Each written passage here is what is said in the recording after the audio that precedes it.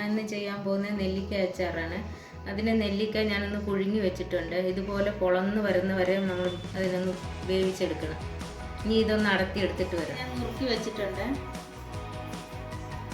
എണ്ണ ചൂടാകാൻ വെച്ചിട്ടുണ്ട്. കടുക് 1 ടേബിൾ സ്പൂൺ. കടുകെല്ലാം പൊട്ടിയതിന് ശേഷം വെളുത്തുള്ളി ഇട്ട് കൊടുക്കുക.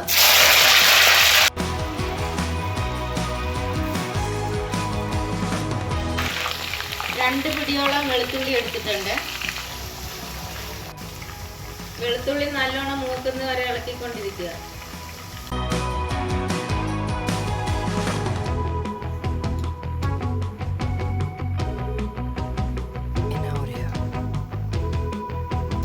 മൂന്നാല് വറ്റൽമുളക്,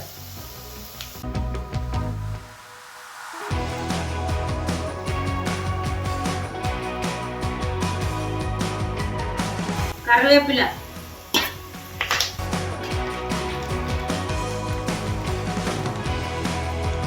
വെളുത്തുള്ളി ഈ കളറാവുന്നവരെ മൂപ്പിക്കണം.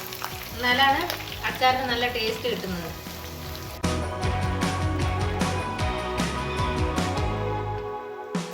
ഉപ്പിലിട്ട കാന്താരി,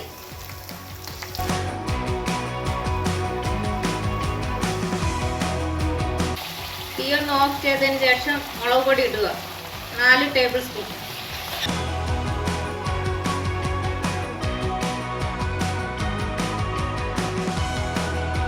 മഞ്ഞൾപ്പൊടി 1 ടീസ്പൂൺ.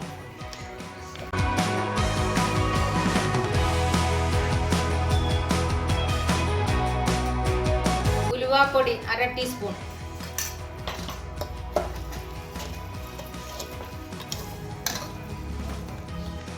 കായം 1/2 ടീസ്പൂൺ. ഉലുവായും കായം ലാസ്റ്റ് നമ്മൾ ടേസ്റ്റ് നോക്കിയിട്ട് കുറങ്ങി ചേർത്ത് കൊടുത്താൽ മതി. പിന്നെ ഉപ്പ് 1 ടേബിൾ സ്പൂൺ.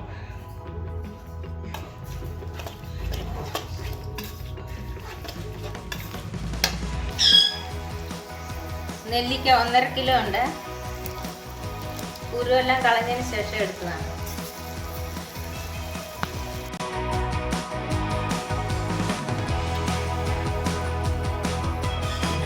നെല്ലിക്ക ഈ എണ്ണയിലും അരപ്പിലും കിടന്ന് നന്നായിട്ടൊന്ന് വഴന്ന് വരുന്നവരെ കുറച്ച് നേരം ഒന്ന് ഇളക്കി കൊടുക്കുക. കുറച്ച് നേരം വഴറ്റണം. ഇത് അതിൻ്റെ വെള്ളമയം മാറുന്നവരെ ഒന്ന് വഴറ്റിയെടുക്കണം.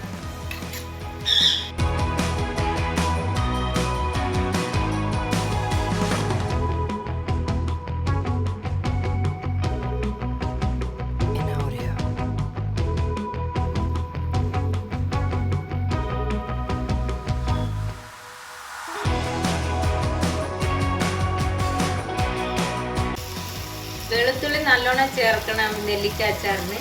അത് നല്ലോണം മൂക്കുന്നത് വരെ വഴറ്റുകയും ചെയ്യണം. അത് രണ്ടുമാണ് അതിന് ടേസ്റ്റ് നന്നായിട്ട് കൊടുക്കുന്നത്.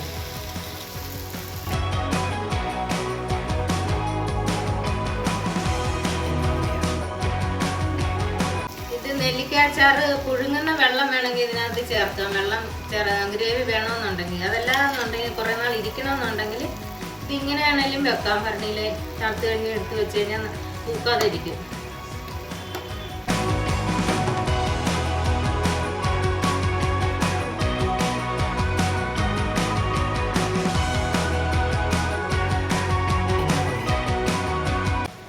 ഈ സമയത്ത് ഇതിന്റെ ഉപ്പും കായവും ഉലുവയൊക്കെ ടേസ്റ്റ് ഒന്ന് നോക്കാം. ഉപ്പ് ഇച്ചിരി കൂടി വേണം. ഇച്ചിരി മുന്നോട്ട് നിൽക്കുന്ന രീതിയിൽ അച്ചാറിന് ഇടണം ഉപ്പ്. 1/2 ടീസ്പൂൺ കൂടി ചേർക്കുകയാണ്.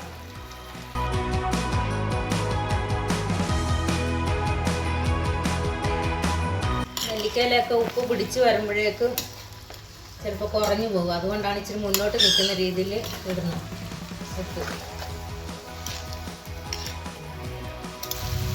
ഞാൻ 10 മിനിറ്റ് ആയത് വഴറ്റാൻ തുടങ്ങിയിട്ട്. ഇപ്പം നന്നായിട്ട് വഴന്നിട്ടുണ്ട്. ഇനി വിനാഗിരി ചേർത്ത് കൊടുക്കുക.